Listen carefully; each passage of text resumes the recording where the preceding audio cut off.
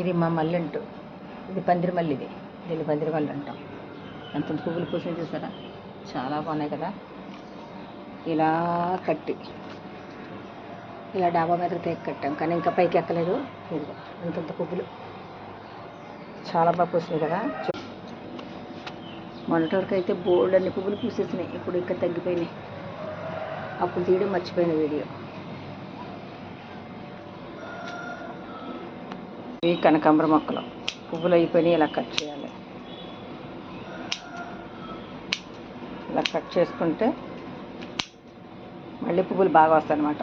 ఇదిగో మొత్తం అన్నీ కట్ చేసేసాను. ఇప్పుడు అంతా నీట్గా ఉంచేసారా.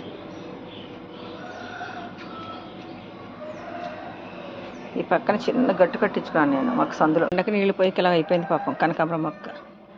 ఎన్ని పువ్వులు పూసేదో. ఇప్పుడు మళ్ళీ వర్షం పడితే బాగా చిగురేస్తుంది ఇది. లైక్